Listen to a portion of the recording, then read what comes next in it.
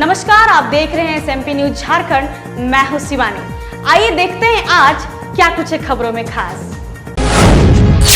माननीय मंत्री को इस तरह का शब्द करना, ये हमारा पाप है। ये इसके माता पिता को गाली दे रहे हो आप।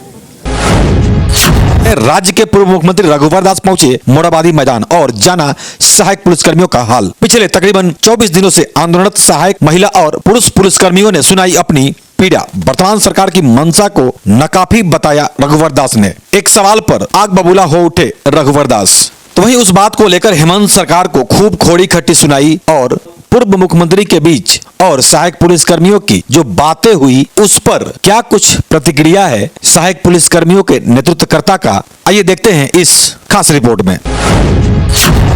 लगभग 24 दिनों से सहायक पुलिसकर्मी अपनी मांगों को लेकर लगातार मोराबादी में धरना दिए हुए हैं। आज पूर्व मुख्यमंत्री रघुवर दास इनसे मिलने आए। आपको बता दें कि रघुवर दास के शासनकाल में ही इन सहायक पुलिसकर्मियों को नियुक्त किया गया था। हमारे साथ सहायक पुलिसकर्मियों के नेतृत्व करता हैं। आइए जानते हैं उनसे कि क्या कहा रघुवर दास ने। रघुवर दास के शासनकाल में ही आप लोगों को नियुक्त किया गया था। आज उनसे मुलाकात हुई, क्या कुछ कहा उन्होंने?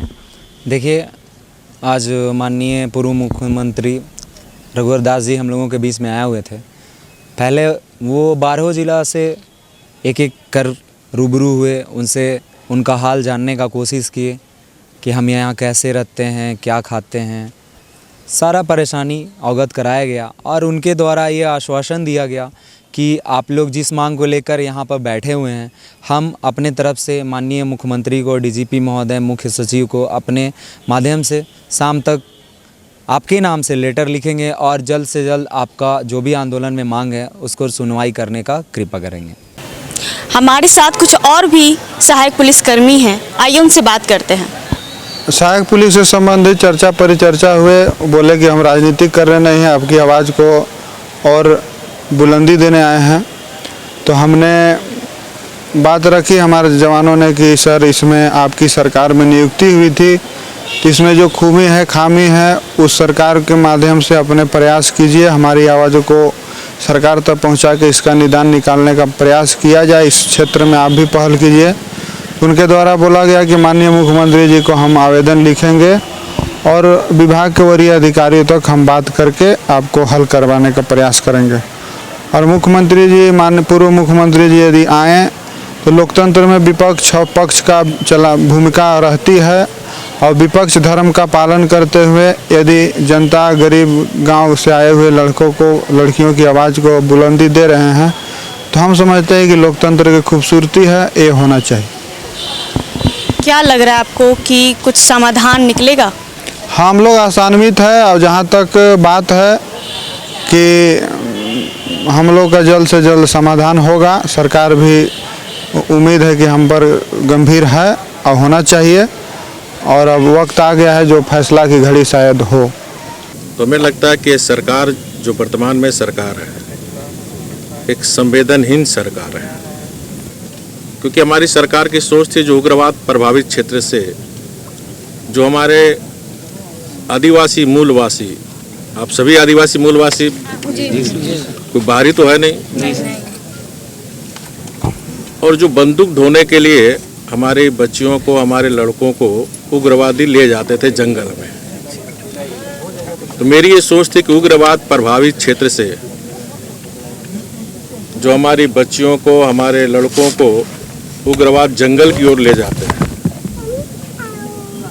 तो उनको अगर हम हाथ में रोजगार दे दें ताकि उन्हें बंदूक ढोने वाला कोई ना मिले। और वैकेंसी के अगेंस्ट में आहिस्ता आहिस्ता आप सभी सहायक पुलिस, क्योंकि आप सब ट्रेंड अनुभव प्राप्त हो जाते हो, तो हमारी सरकार की मंशा थी कि सिपाही की वैकेंसी के में प्राथमिकता आधार वेटेज देकर आपको उस पर नियुक्ति। तो मेरी सरकार से वो सलाह होगा कि अविलंब ये जो हमारे राज्य की जनता की सुरक्षा में सहायक पुलिस निरंतर अपनी मांगों को लेकर बार बार आंदोलन कर रहे हैं, और एक बार सरकार के प्रतिनिधि के रूप में माननीय मंत्री जी भी यहाँ आप सबको आश्वस्त किए थे, उन आश्वासन को सरकार को अविलंब पूरा करनी चाहिए। तो मेरी सरकार से आग्रह है कि मानदेय अविलंब बढ़ाए सहायक पुलिस की, और जब तक ये जो हमारे 2200 में से कितने टोटल अभी 2500 में से अभी 2200, तो 2200 सहायक पुलिस की जब तक नियुक्ति पुलिस विभाग में नहीं हो जाती है तब तक ये एक्सटेंशन सहायक पुलिस का लगातार चलता रहे, और समय समय पर वेतन भी बढ़ोतरी होते रहनी चाहिए। और जहां हमारे माननीय मुख्यमंत्री जी चुनाव के समय कहते थे कि आप आदिवासी मूलवासी की सरकार बनाएं, यही कहते थे ना, युवा सरकार के युवा मुख्यमंत्री आदिवासी मूलवासी के नाम पर राजनीति करने वाली सरकार से मेरा अनुरोध होगा कि अविलंब 3-4 दिन के अंदर सरकार मुख्य सचिव, डीजीपी, होम सेक्रेटरी के साथ बैठक करके मानदेय बढ़ोतरी का निर्णय ले, और हर वर्ष जो पुलिस के में रिटायरमेंट भी होते हैं उनके अगेंस्ट में सहायक पुलिस को वेटेज देते हुए उनकी सीधी नियुक्ति की जाए। और इस तरह से अगर सरकार काम करेगी तो आने वाले 2-3 वर्ष के अंदर में सारे सहायक पुलिस की नियुक्ति हो जाएगी, और ये पूरी मानसिक रूप से राज्य की जनता की सेवा करती रहेगी। तो मैं 1 सप्ताह का समय दे रहा हूँ। सरकार जो हमने 2 सलाह दिया उस पर सरकार उच्च स्तरीय बैठक करके अविलंब निर्णय ले, अन्यथा मैं भी सहायक पुलिस के साथ इनके कैंप में 24 घंटा दिन रात रहूँगा। ये आश्वस्त मैं सहायक पुलिसकर्मी को सभी को देता हूँ। आपके आंदोलन के साथ हैं हम इस राज्य की युवा शक्ति के साथ हैं मैं फिर से सरकार से मांग करता हूँ कि अविलंब उच्च स्तरीय बैठक माननीय मुख्यमंत्री जी करें, और निर्णय लेकर सरकार का एक प्रतिनिधि मंडल जो हमने 2 सुझाव दिए कि इनकी वेतन में बढ़ोतरी हो, और हर वर्ष जो पुलिस की रिटायरमेंट होते हैं उसके अगेंस्ट में ये जो सहायक पुलिस को जो हर वर्ष 2-2 पॉइंट वेटेज देकर, तो उस हिसाब से सीनियरिटी हिसाब से एक सीनियरिटी लिस्ट बन के हर वर्ष जो अगेंस्ट रिटायरमेंट पुलिस की इस सहायक पुलिस से सीधी नियुक्ति हो, ये सरकार को सलाह होगा, और सरकार को इस सलाह को माननी चाहिए। इस राज्य की जनता के भी हित में है, सहायक पुलिस के हित में भी है, और थोड़ा सरकार को संवेदनशील होनी चाहिए। तो सही मामले में आदिवासी मूलवासी की ये सरकार है तो 3 दिन के अंदर निर्णय लेकर इन आंदोलन को समाप्त करें। नहीं, देखिए, मैं अभी सरकार को सलाह देने आया हूँ। सरकार और हमने जेन्युइन सलाह दिया है, और ये नियमावली में है कि हर वर्ष में 2 पॉइंट आपको पुलिस की नियुक्ति होगी तो 2 पॉइंट देना है। तो हर वर्ष रिटायरमेंट होते हैं पुलिस के, दरोगा के, इंस्पेक्टर के, डीएसपी के, तो रिटायरमेंट के अगेंस्ट में आप नई पुलिस नियुक्ति ना करके इस सहायक पुलिस से वेटेज देते हुए इनको आप उसके अगेंस्ट में बहाल करिए, और जब तक इनकी 2200 की पुलिस में नौकरी नहीं हो जाती है तब तक ये कंटिन्यूस सहायक पुलिस की प्रोसेस चलती रहनी चाहिए। दूसरा डिमांड है कि इनका मानदेय में बढ़ोतरी, और माननीय मुख्यमंत्री के रूप में, जैसा कि माननीय मंत्री जी ने बताया, मैं प्रतिनिधि के रूप में आया, मैं ही सरकार हूँ, तो उन्होंने आश्वस्त किया था कि मानदेय में बढ़ोतरी करेंगे। तो 2 ही तो डिमांड है इनका, मानदेय में बढ़ोतरी और हमारा भविष्य सुरक्षित हो। हमें आशा रहे कि आने वाले समय में हमारी पुलिस में नियुक्ति होगी। ये डिमांड थोड़े कर रहे हैं कि आज ही हमको 2200 सीधी नियुक्ति करो। बातों को बार-बार पूछे जाने पे सरकार के लोगों का कहना है, आपका नाम लेते हुए कि उनका पाप है, ये कहाँ तक उचित है? देखिए, किसी भी सरकार को इस तरह का शब्द प्रयोग नहीं करनी चाहिए।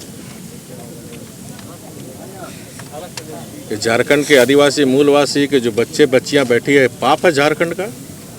ये हमारे लिए झारखंड का गर्व है। बेटियां राज्य का गौरव है, नौजवान इस राज्य की शक्ति है। इस बात को सरकार को समझना चाहिए। अगर सही मामले में जल जंगल जमीन की बात करने वाली झारखंड मुक्ति मोर्चा की सरकार को अपनी जल जंगल जमीन और प्राकृतिक संसाधन से थोड़ा भी प्रेम होगा इस सहायक पुलिस को बिना देरी किए इनकी जायज मांगों को मान लेनी चाहिए। सर कहीं ना कहीं आप ही लोगों की गलतियों का खामियाजा भुगतना पड़ा इन लोगों का, ऐसा हमारी जनता का मानना है। कोई जनता नहीं बोल रही है, आप बोल रही है। जनता का सवाल नहीं है, हमारा सवाल कौन नहीं जनता है। का सवाल है? हमारे पास कमेंट्स आ रहे हैं सर। कौन आपकी कौन बात एक भी करते कमेंट हैं। दिखाओ। जी सर जरूर, आप देख सकते हैं। वो झारखंड मुक्ति मोर्चा का हुआ, फिर मैं कहा इसमें राजनीति नहीं करनी चाहिए किसी को, और मैं यहाँ राजनीति करने भी नहीं हमारा आया। काम है सवाल करना सर। नहीं नहीं, सवाल नहीं, ये जैसे अभी किसी ने कहा ना कि मीडिया के का पाप है, ये झारखंड मुक्ति मोर्चा, ये सोच नहीं होनी चाहिए। और एक माननीय मंत्री को इस तरह का शब्द करना, ये हमारा पाप है। ये इसके माता पिता को गाली दे रहे हो आप। इसके माता पिता ने इसको पैदा करके पाप किया है इसने। तो आज की खबर में बस इतना ही। बने रहिए हमारे साथ, और यदि आपने अभी तक हमारे फेसबुक और यूट्यूब चैनल को लाइक, फॉलो, सब्सक्राइब नहीं किया है तो उसे भी जल्द से जल्द कर लें। आपकी छोटी सी कोशिश हमारे टीम को हर्ष उल्लास से भर देगा। अपना खूब ख्याल रखें।